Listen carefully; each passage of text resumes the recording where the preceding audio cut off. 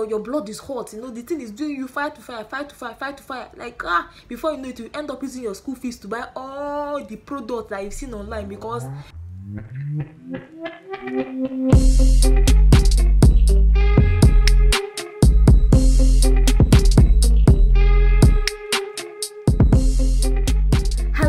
hello you guys, and welcome back to my channel. If you are new here, my name is Chidera. I make videos about freeform dreadlocks, like you can see. I make videos about natural hair, and I make vlogs. But today I'm going to tell you some of the mistakes that new naturals are making. So make sure you like this video, leave a comment down in the comment section, and share this video with your friends. Maybe your enemies too. So the first mistake that I want to point out, which I think might be sensitive to some people, because human beings don't like the truth, like sugarcoating things, because we live in a generation now where everything is offensive. The first mistake is, I discovered that new naturals, they obsess over like other hair textures like 3C. When I say new naturals, I'm talking about type 4 naturals, like 4C, 4B naturals. They are obsessed with 3A, 3B. Those people, you see them in my inbox, will be asking me, how can I achieve this style? My dear, you cannot achieve that style. That is her hair texture. Your own hair texture is different. Those people, when they go underwater, their hair becomes naturally coily. Your own hair is not like that. You cannot achieve that texture. You have to now use a lot of gel and all of that. Like, I feel like people, see, it's not wrong to admire other people, don't get me wrong, okay? Like, you just you just joined the natural hair gang. Obviously you want a form of motivation and all of that, but it's not advisable to follow people that have your own texture, so you can see what your texture can do, you can see all your styles, instead of you don't follow a lot of people that, you know, have different texture, like way different texture, like from your own. You start having natural hair depression, because every day you wake up thinking that, oh, you're going to look like the mixed girl online. Meanwhile, you are pure African, you are black, you're probably from Ojuelegua as my backyard, but you are trying so hard to look like somebody that is mixed with white. It's not possible. Your hair is beautiful without the coil. Your hair is kinky, it's beautiful, accept it like that. So the second one is using oils and butters as a moisturizer. When people hear moisturize the hair, the first thing that they think of is, oh, my shea butter, my coconut oil, my olive oil. They don't think of water. I made a video about this, so scroll up on my channel, you see a video about how to properly moisturize your hair. So just go up, you see a video about it, right? Oils and butters, they are not moisturizers, they are sealants. So if you apply them to dry hair, what's going to happen? They're going to seal in that dryness, they're going to hold that dryness, so your hair is going to be bone dry. And if you're not careful, if you now go ahead to comb it or brush it, you will see your hair, what you have worked for, let's say 2 years or a year or 6 months, you sit on the floor. If you go ahead to put comb in that hair that's not moisturized, you sit on the floor. Make sure you always apply them to hair that is moisturized. Don't just wake up in the morning and then boom, carry oil, coconut oil, because you saw it on the internet, it's trending, it will make your hair grow. Or because I said, oh, shea butter, that's what I used to make my hair grow. You just take it, boom, on your hair, on your dry hair that I'm sure you have not even deep condition since. My dear, don't do that. Don't play yourself. Don't play yourself. Another mistake is using tiny combs. I know I said it in my other video that be wary of your hairdressers, you know, try to talk to them, tell them what to do. But I feel like some of us, we just push all the blames on our hairdressers. You yourself, when you go home, that tiny comb, that blue one, that one that is very, very, very popular in Nigeria, I think they even sell it 100 naira. You are still using it. You are still using it because what? There's this mentality. One of my friends, okay, I tried to advise her, don't use that comb. She said, no, now it will smoothen my hair so that the style will come out. So you think it's that comb that will smoothen your hair so that the style will come out? Look at, think, calculate, just think. Sometimes you have to calculate things. When the comb that you put it in your hair, by the time you pull it out, it has taken a century of your hair growth out. That's what will make your hair smoothing. I have no words. But please, always use what? Wide tooth comb. Or if you cannot use wide tooth comb, use your fingers. It takes a lot of time, but if you use your fingers to detangle, at least you will feel those single strand knots. You feel the knots, you know where to, open up, you know where to detangle very well. So when in doubt, just use your fingers. Another one is unnecessary trimming. Like I said it in my other video. I've said, let's say, I probably said like 4 of these points in my other video. Unnecessary trimming, right? Trimming does not make your hair grow long. Quote me and unquote me. Show me the evidence, like explain the mechanism behind it to me, and I promise you, I will give you my school fees, all of it. Trimming does not make your hair grow long. A lot of new naturals, they have a funny, they believe things that are kind of like funny. How you're already growing your hair, you've grown your hair for like 6 months, and then you want to trim your hair every 6 months because what, you read this somewhere that you should like every 6 months you should trim your hair. If your hair is not damaged, I kid you not, do not trim your hair. What you are doing, you're just clipping off healthy hair. If you are clipping off healthy hair, you probably remain in the same length, because if you go an inch in a month and you trim an inch almost every month, how many will you have remaining? Just think about it. So please, if your hair is not damaged, you're not having bad single strand knots, you're trying to get rid of your dye, just don't trim your hair. Like, I do not advise you to trim your hair at all. Only trim your hair when you need to. And when you're also trimming your hair, see, if you cannot do it yourself, better go to the salon so that the hairdresser will help you do it. Because, and I know that some people also use scissors that they use to sew clothes, the one that they used to cut their clothes to trim their hair. My dear, don't do it. Okay, just calculate, don't do it. Another mistake is to sleep with cotton. Your cotton pillowcase, your cotton bed sheet, you just sleep on it like that. You don't cover your hair with scarf, you don't cover your hair with bonnets, nothing. You just go to bed like that. Woora, just open your leg, boom, sleep. You are asleep, you've gone. What happens when you sleep on cotton, right? Cotton is going to dry, cotton is going to absorb, cotton absorbs. So that's why obviously your mop is cotton. So when water spills in your house, your rag, you quickly take cotton and just mop it up, because cotton has a very strong absorbic power. Aye! Absorbic power. Okay.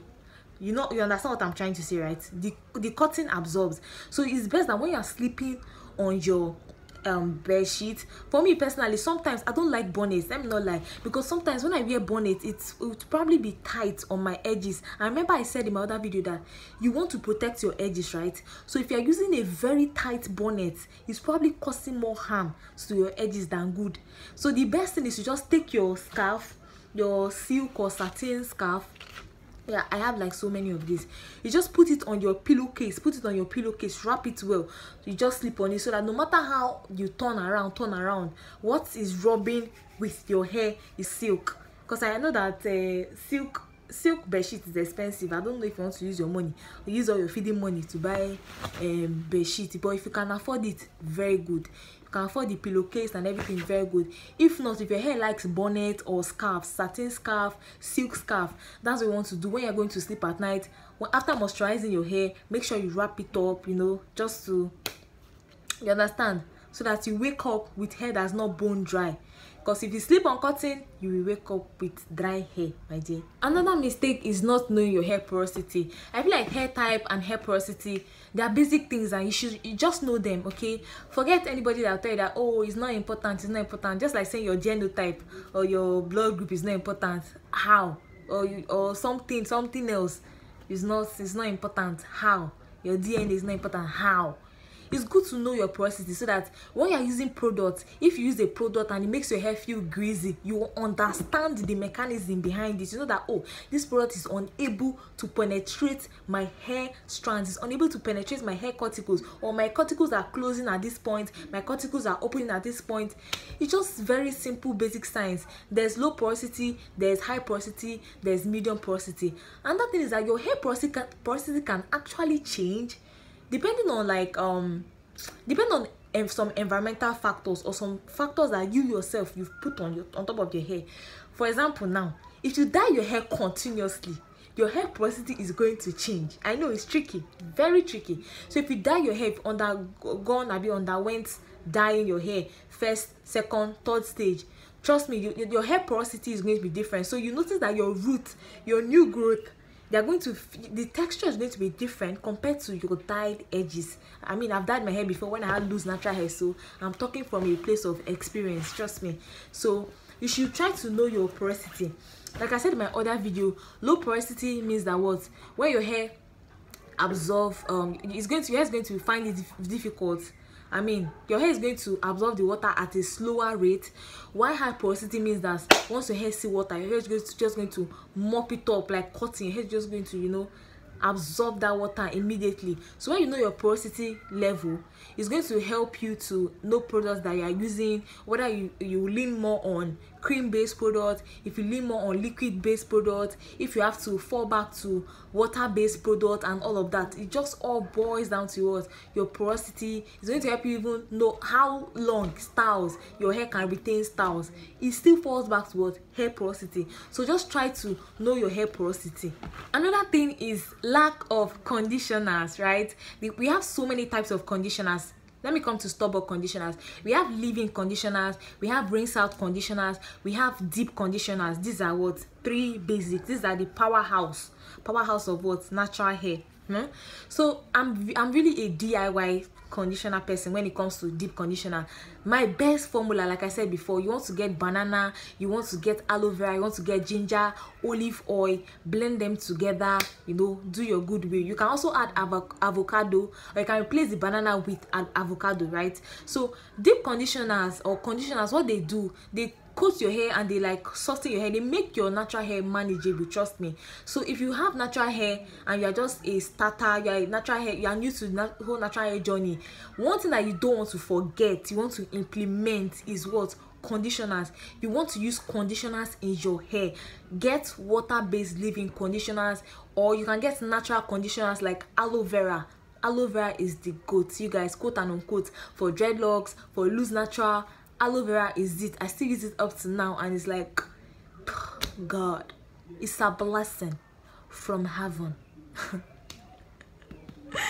But yeah, please, you want to get conditioners. And another thing I noticed, because my hair is low porosity, right? So when I'm doing like hot oil treatments, or when I'm doing a deep conditioning treatment on even on my locks, I will try to infuse heat. Now this is tricky. Remember I said heat will damage your hair. I was talking about blow dryers and all of that. The heat I'm talking about in this case is when you cover your hair with a plastic bag and then you use cotton to wrap it, so that, you know, that body heat is going to help warm up the conditioner and help with the penetration level of it.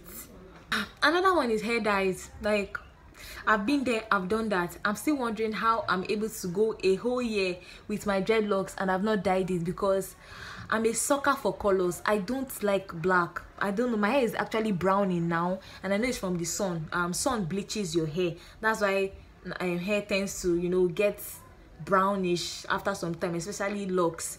So hair dye, they look nice, but trust me, once you dye your hair, there's no going back. Just like that saying, once you go black, there's no going back. Quote me and unquote me, once you dye your hair, there is no going back.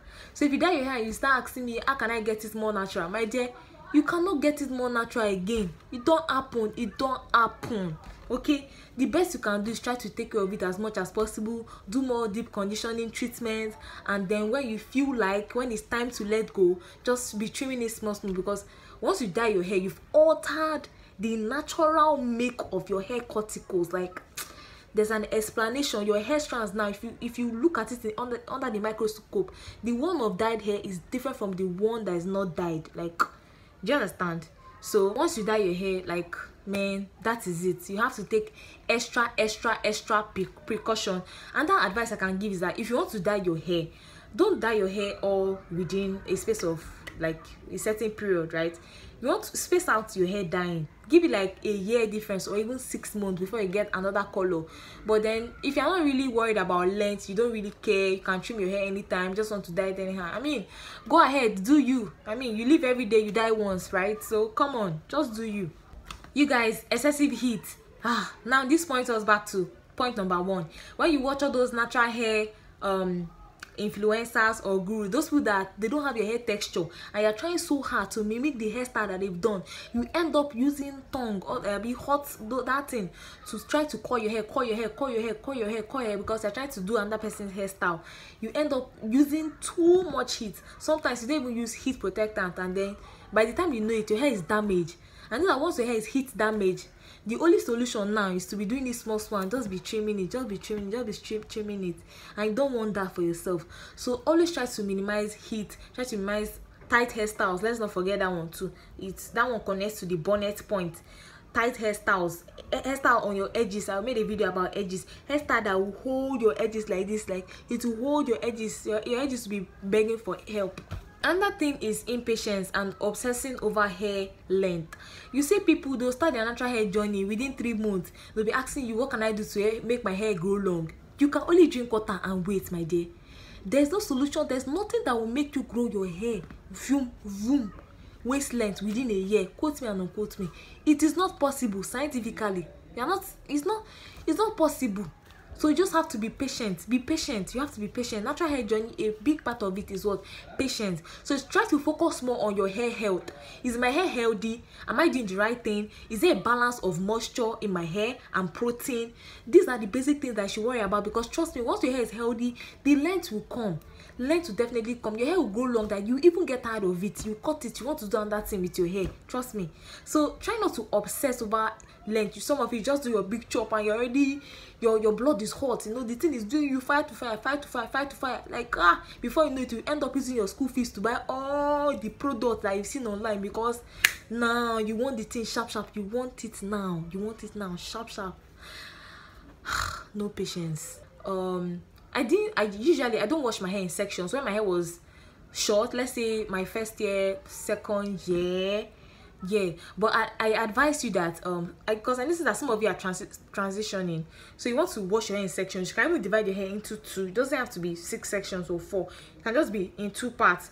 Wash this part first, then move on ahead to wash this part. Wash your hair in sections. It will help your detangling process, so that your hair will not be your hair will not be all tangled up, that when you come out of the shower, you now have to start taking it one by one and waste the time that you used to apply for Canadian visa. Use it to, comb your hair.